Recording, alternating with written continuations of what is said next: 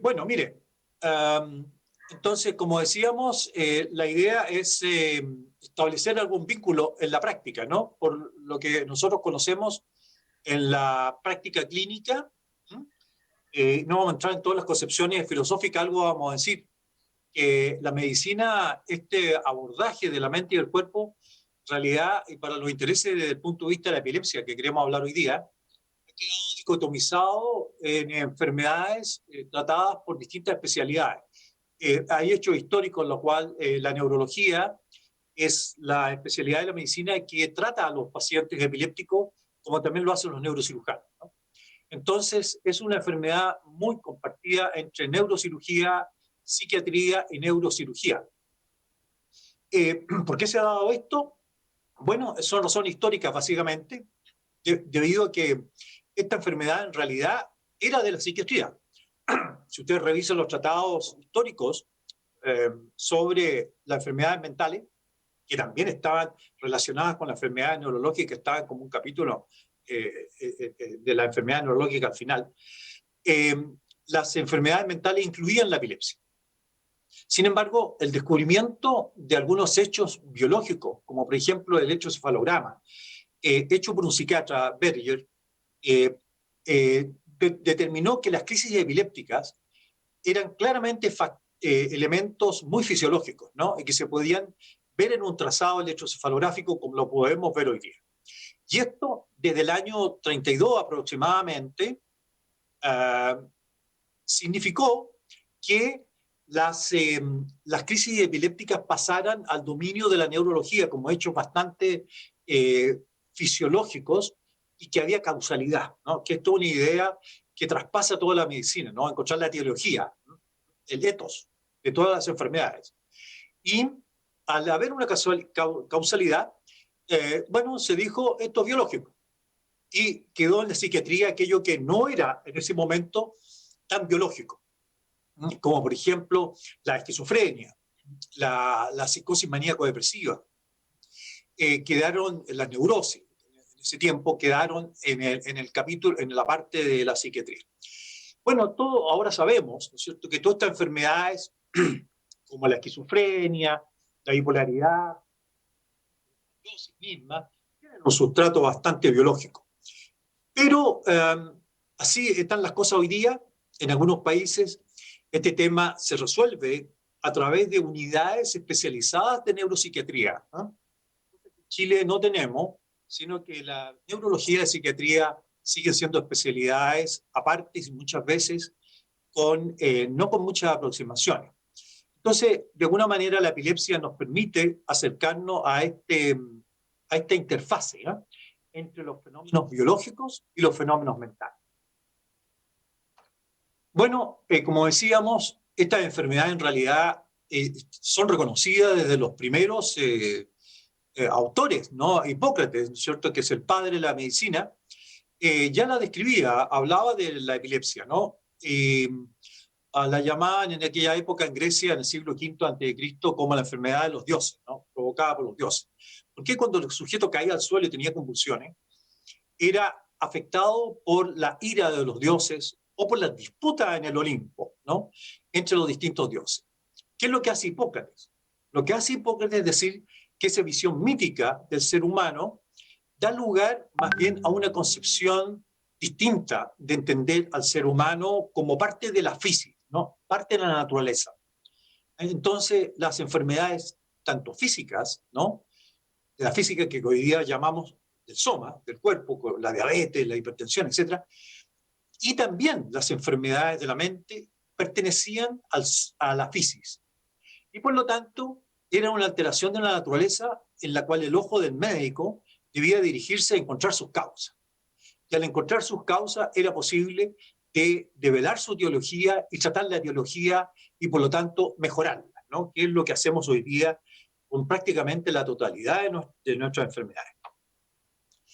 Ese es un hecho histórico que ya nos aproxima de alguna manera a entender que la mente y el cerebro, por ejemplo, en el caso de Hipócrates, no hay tanta diferencia, ¿no? Para Hipócrates, las enfermedades mentales o cerebrales o somáticas eran lo mismo. Esta división entre la mente y el cuerpo es muy posterior, ¿no? Y surge, por un lado, por el cristianismo, a través del concepto de alma, que ya distingue la mente del cuerpo, y posteriormente por la modernidad, y sobre todo, en realidad, también por la influencia del cristianismo en la ciencia, a partir del modelo aristotélico. Bueno, otro hecho que nos interesa a nosotros como relevante es una observación que para el estudio de la epilepsia es muy relevante. Se planteaba en el año, estamos hablando del año 30, el año 40, un antagonismo entre la epilepsia y la esquizofrenia. ¿Y esto por qué? Porque se observaba que los pacientes que eran diagnosticados como esquizofrénicos, si tenían una crisis espontánea, epiléptica espontánea, estos pacientes tenían una mejor evolución. Entonces se dijo, existe un antagonismo entre la crisis epiléptica y la esquizofrenia. Y de ahí pensaron muchos autores decir, bueno, ¿por qué no creamos en un paciente esquizofrénico crisis epiléptica? Y con eso mejoramos el pronóstico de la esquizofrenia. Y efectivamente, ¿no es cierto? Finalmente, Cerletti, en Italia, introduce la terapia electroconvulsiva, o sea, el electroshock, que es un procedimiento terapéutico que, como todos ustedes saben, se mantiene hasta el día de hoy.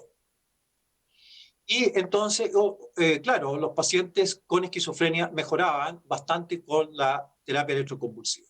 Y después se mantuvo de que la enfermedad epiléptica era antagónica con la esquizofrenia. Bueno, hoy día nuestra concepción acerca de este concepto es distinto. Hoy día, aquí está uno de los autores del pensamiento que yo acabo de mencionar, que es von Meduna, pero Cerletti es el que, von Meduna hizo esto mismo pero en ratas, ¿no? Pero Cerletti lo hace después en la práctica clínica. Hoy día, nuestra concepción de las psicosis epilépticas tiene un poquito digamos, a demostrar que esta concepción de que la esquizofrenia y la epilepsia eran antagónicas, en realidad no era tan así, sino de que existían en realidad, y hay mucha evidencia, para pensar de que las mismas crisis epilépticas o el mismo paciente epiléptico tiene derecho a tener una psicosis, y no esquizofrénica. Bueno, entonces, de alguna manera, lo que yo dije anteriormente es un hallazgo muy frecuente en medicina, ¿no? Que las cosas se van resolviendo en la práctica por descubrimientos a veces incluso accidentales, ¿no? Como el caso, por ejemplo, famoso de la penicilina, ¿no? Que fue un descuido del investigador y cayó la penicilina en la placa donde estaban los gérmenes y se produjo cambio ahí. Bueno, entonces ya hoy día entendemos que la psicosis epiléptica está en relación con las crisis epilépticas. Y no voy a entrar en detalle en esto, sino que voy a diferenciar en ellas dos grandes grupos. Uno, que son los estados psicóticos con alteración de conciencia, es decir, el paciente está confuso, y otros sin alteración de conciencia, el paciente está lúcido. Con respecto a las con alteración de conciencia, vamos solamente a referirnos a las psicosis positales, ¿no? En la cual en la clínica, ¿qué significa esto? El paciente tiene crisis epiléptica, tiene varias habitualmente, y después surge un episodio psicótico, con todas las características de una psicosis. Alteraciones conductuales, presencia del delirio, alucinaciones, pérdida de juicio de realidad. Y también tenemos en la psicosis lúcida estas que están arriba, que también se denominan alternantes. Estas son lúcidas, ¿no? En el sentido que el paciente tiene crisis epilépticas y después estas crisis epilépticas clínicas desaparecen o disminuyen para dar lugar a una psicosis. Y después de un tiempo, las crisis epilépticas reaparecen y el paciente ya no está psicótico. Este es un fenómeno muy curioso en la cual ustedes ven algo que Tellenbach va a llamar alternancia. O sea, se alternan momentos de que el paciente está con crisis epiléptica, después está con una psicosis y después está con crisis epiléptica. Van alternando los síntomas a lo largo del tiempo. Y lo otro elemento curioso de este tipo de psicosis es que el electroencefalograma, y dijimos que era aquello que recogía la actividad eléctrica cerebral, parte de las crisis, está alterado en el momento de las crisis, efectivamente, pero tiende a la normalización en el momento en que el sujeto está psicótico. Y después, nuevamente, está alterado. Este fenómeno como decíamos, es una alternancia en psicosis lúcida entre psicosis y crisis epiléptica. Aquí lo ven ustedes en forma bastante descriptiva, bastante sencilla, porque en la práctica clínica esto es mucho más difícil y a veces complejo de encontrar. Pero con un poquito de paciencia lo encontramos. Ustedes ven entonces crisis, psicosis, crisis, psicosis, crisis, psicosis. ¿Ya? Y el electroencefalograma tiende a la normalización durante el episodio psicótico. Y esto se ve también en las depresiones, en los pacientes epilépticos, no solamente en la psicosis. Ven crisis, depresión, crisis, depresión, crisis, depresión. Queremos decir, de todas maneras, de que no todos los pacientes tienen estos fenómenos, ¿no es cierto? Pero un grupo de ellos lo tiene, ¿no? Bueno, entonces aquí viene el concepto de normalización de Landolt, que es un psiquiatra suizo, y él denominó normalización forzada del electroencefalograma. Y lo voy a leer en textual de la obra de Landolt. Dice, el electroencefalograma reduce su actividad epileptiforme debido a una excesiva reacción del tejido cerebral sano hacia una condición mental patológica de una manera forzosa, lo que se expresa en el concepto de normalización forzada. Y esto se ve en psicosis, lo que estamos viendo ahora, en irritabilidad, en disforia, ¿no? Y lo puse en amarillo ahí del tejido cerebral sano, porque Landolt pensaba que la parte del cerebro que no estaba tan afectada era lo que provocaba esta normalización forzada. Bueno, él dice que es bastante frecuente, y él dice una frase, digamos, que es bastante importante para lo que hoy día estamos viendo, de que la mente, o sea, la psicosis, influye en el electroencefalograma y la mente. O sea, él encontraba de que un fenómeno tan biológico como un electroencefalograma alterado estaba muy relacionado con los contenidos mentales. Entonces había una cercanía entre la mente y el cerebro. Este Stellenbach, que es el autor del concepto de psicosis alternante, que es un autor alemán, ya fallecido, que venía mucho a Chile, y que los que somos más viejos lo conocimos mucho y que nos introdujo en estos temas. Bueno, ¿cómo se puede explicar? ¿Cómo se puede explicar esta inhibición o esta alternancia, digamos? Entonces hay un esquema que es el de la inhibición excesiva, ¿no? Entonces es un esquema que consiste en lo siguiente. Consiste en que el cerebro tendría, por un lado, una excitación, que sería la crisis epiléptica, que es un fenómeno excitatorio neuronal, y por otro lado, una inhibición. Y la inhibición del sistema nervioso central frente a las crisis epilépticas es lo que llevaría a la psicosis. Entonces, aquí se plantea otra idea y vamos a ver varios conceptos que son interesantes quizás para ustedes, quizás los conocen, ¿no? Pero que nos sirven mucho para explicar algunos fenómenos, que es el concepto de homeostasis, que es un concepto francés, bastante antiguo, en el cual dice que todos los sistemas biológicos tienden a la autorregulación, a mantener su sistema funcionando.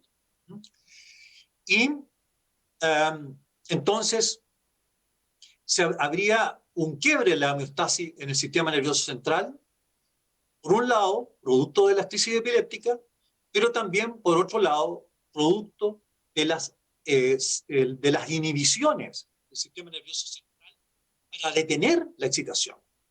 Entonces hay un juego aquí, juego homeostático. Bueno, ¿en qué se basan? Hay algunos hechos interesantes que podrían suponer que habría inhibición. Por ejemplo, si hay en el paciente que no tiene psicosis epiléptico, ustedes se hacen un PET o un SPECT, van a encontrar que hay hipometabolismo en el momento paralelo a la inhibición. Y en un episodio psicótico, este hipometabolismo es mayor. Entonces uno diría, estos pacientes durante el periodo de la inhibición están con un metabolismo menor. Entonces, y por el contrario, cuando hay una crisis epiléptica, lo que nosotros vemos en un PET o un SPECT es excitación. Y a través del hipermetabolismo, o sea, lo contrario. O sea, crisis epiléptica es hipermetabolismo y psicosis es hipometabolismo. Entonces, esto es bastante cercano, digamos, acercarnos a esta concepción. Y esta es una hipótesis de un autor ruso, ¿cierto?, que muestra cómo se varían elementos para pensar en inhibición, y él estudia la psicosis positales y la alternante que nosotros estamos viendo, y trata de buscar algunos parámetros biológicos, ¿no?, que estén alterados para entender la inhibición, ¿no es cierto?, como el GABA, el calcio, la acidosis, etcétera, etcétera. Y entonces se mantiene este concepto de excitación e inhibición.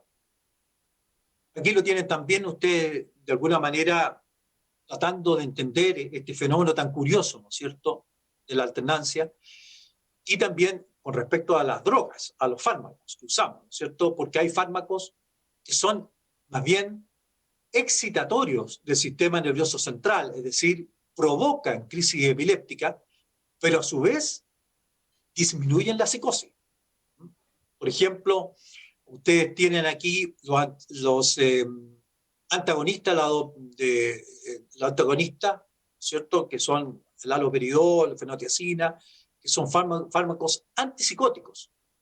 Pero sin embargo, cuando usted se los da a un paciente, es probable que estos fármacos también provoquen crisis epiléptica.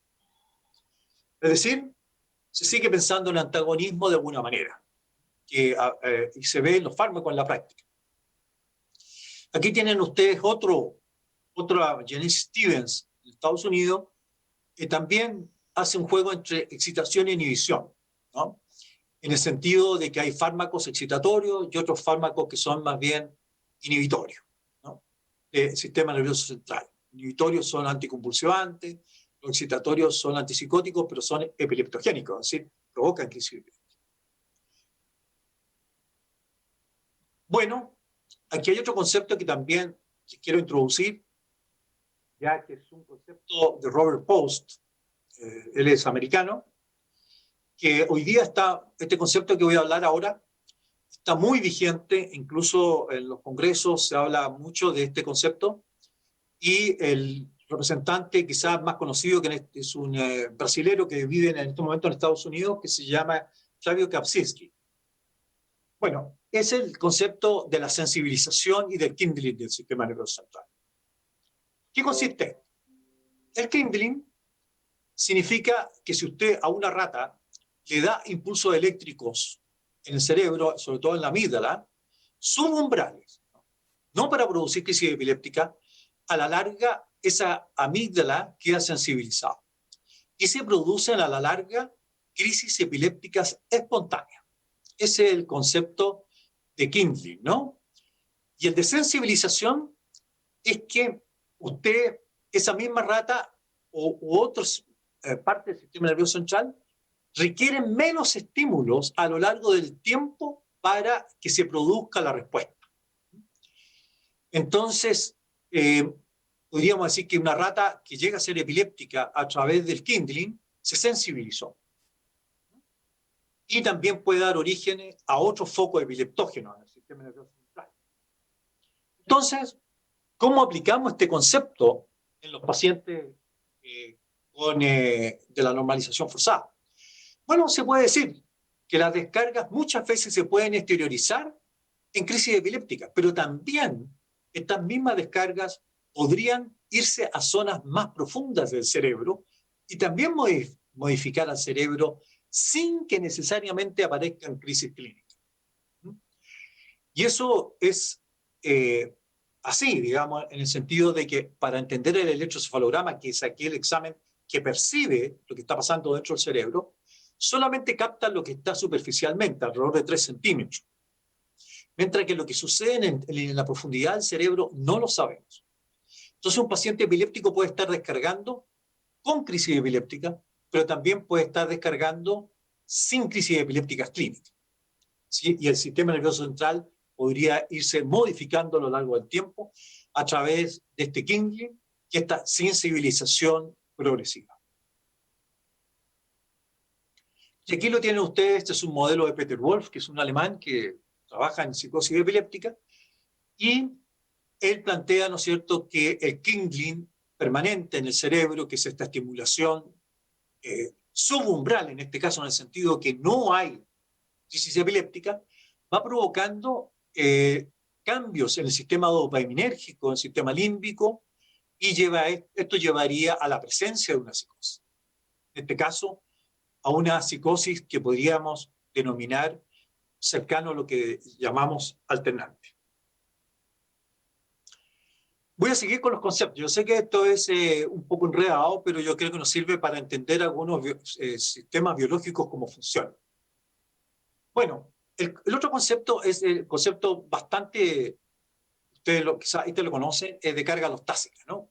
De McEwen, ¿no? Este es un concepto bastante antiguo ya, del año 90, en que él plantea de que el sistema nervioso central en un primer momento tiende, cuando hay una injuria, cuando hay algo que lo está afectando, en un primer momento tiende a la homeostasis, o sea, a buscar su propio equilibrio.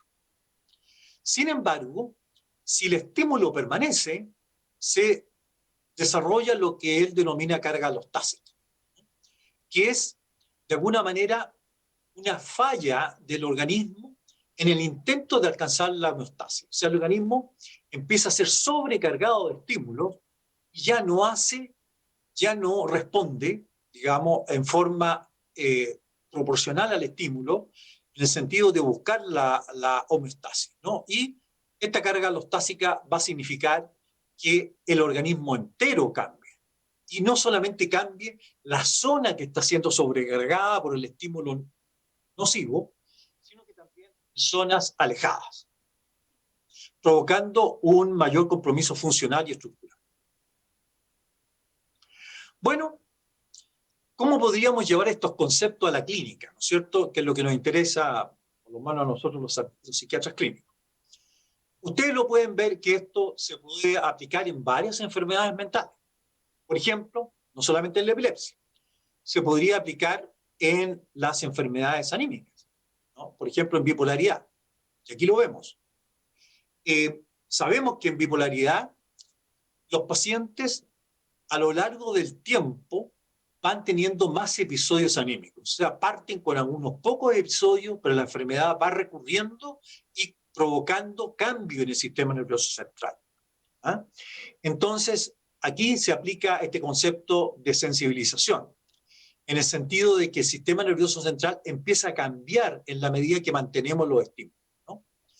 Y los estímulos pueden ser estresores, el alcohol que usan los pacientes bipolares, que es muy frecuente, la cocaína, los factores ambientales, una serie de factores, eh, eh, modificaciones que se van originando en el sistema nervioso central que van haciendo que haya una mayor sensibilización, hasta que al final lo que encontramos y lo vemos en la clínica es que muchos pacientes bipolares después miran o pasan de la manía a la depresión sin factores ambientales. Al principio es muy frecuente, ¿no? Eso es la típica historia de un paciente bipolar, que en un primer momento encontramos eventos biográficos. Pero después esto se produce un cambio aquí. El doctor Nieto, que veo que todavía está acá, él ha trabajado mucho no solamente en eso, sino que hay muchos estudios biológicos que van mostrando cómo, por ejemplo, se van alterando varias zonas corticales y genéticas también, ¿no es cierto? A lo largo de la enfermedad epiléptica, la enfermedad bipolar, lo cual implicaría, ¿no es cierto?, que habría una sensibilización. Bueno, ¿cuál es la proposición que queremos hacerle a ustedes a partir de lo que hemos dicho, ¿no?, para entender la psicosis epiléptica? Bueno, aquí hay un esquema que queremos compartirlo para que ustedes lo piensen, digamos, o bien hagan alguna sugerencia, en el cual se plantearía que también en la epilepsia habría una sensibilización progresiva, ¿no? Y que esta actividad epileptiforme estaría presente tanto en las, como dijimos, en las crisis clínicas, pero también modificando la plasticidad de las neuronas en regiones más profundas, ¿no? La actividad, el epiléptico estaría permanentemente descargando, digamos, impulsos eléctricos, ¿no? ¿Qué es lo que nosotros vemos en la práctica cuando hacemos un electroencefalograma? Que lo hacemos no en el momento de la crisis, lo hacemos habitualmente cuando el paciente está sin crisis y aparece alterado. Y ahí podría estar más alterado. Ahora, esta alteración, ¿qué zonas del cerebro hacia dónde va? Bueno, puede ser a regiones quizás como a la corteza o al sistema límbico, o bien a otras zonas cerebrales más profundas, ¿no? Que da origen a, por ejemplo, las zonas más profundas que tienen que ver con la conciencia, sistema reticular activante, están asociadas en realidad con las crisis epilépticas generalizadas. Mientras que las crisis, la actividad epileptiforme a partir de la corteza y el sistema límbico está asociada con crisis epilépticas focales. Ahora, entonces, ¿qué es lo que ocurriría? Que vendría la crisis epiléptica, ahí hay un quiebre de la homeostasis, ¿cierto? Y después tenemos la psicosis, en el caso de las alternantes y también de las posictales. Y ahí lo que plantearíamos que es reacción por carga alostásica, o sea, el sistema empieza a fallar y da una reacción que denominaríamos psicosis. Después tendríamos la crisis nuevamente. Y aquí planteamos también una hipótesis de que en realidad la crisis epiléptica que aparece es una manera de buscar la homeostasis. Es decir, buscar el equilibrio nuevamente perdido. Y ahí el paciente no está con la psicosis, pero sí está con crisis epiléptica. Y después de un tiempo, que es muy variable entre cada sujeto, generalmente años, el paciente, estos mecanismos entre crisis y psicosis empiezan a fallar y ya no hay respuesta del sistema nervioso central.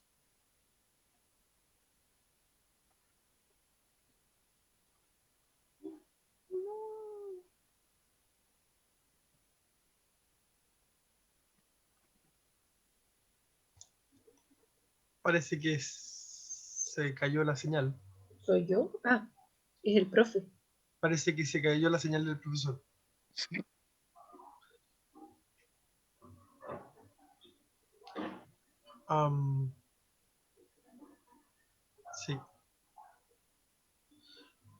Bueno, le damos unos minutos para que vuelva. ¿Alguien tiene alguna duda o pregunta hasta aquí? Yo tengo. A veces